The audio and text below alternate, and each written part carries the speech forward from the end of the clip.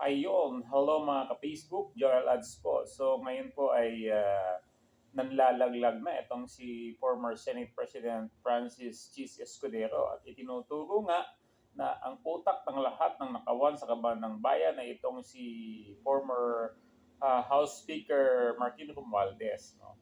At dito ay nakakatuwang pakinggan, nakakatawa na malaman sapagkat iginigiit itong si Jesus Escudero na si Romualdez ang may kasalanan. Pero maalala nyo, no, na hindi naman kayang diktahan ng Kongreso ang Senado. At mas powerful po ang Senate kaysa lower house. Bakit? Kasi di ba nga, ang nais ng Kongreso, yung lower house, yung grupo nila Martin Romualdez, di umano, ay itulak ang impeachment trial against Sara Duterte. Pero hindi po nakaporma sa Senado sapagkat hinarang at mas malakas po, no, ang kanilang control. Therefore, kung kaya nilang harangin yung impeachment complaint laban kay Sara Duterte, edi mas higit na mas kaya nilang harangin yung nakawan sa kaban ng bayan. Kahit anong insertion pa ang gawin ng lower house, kung talagang magbabantay ang Senado sa kanilang trabaho, ay hindi po mangyayari ang nangyaring nakawan.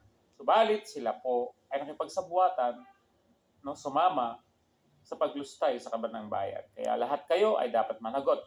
No? Managot kayong lahat.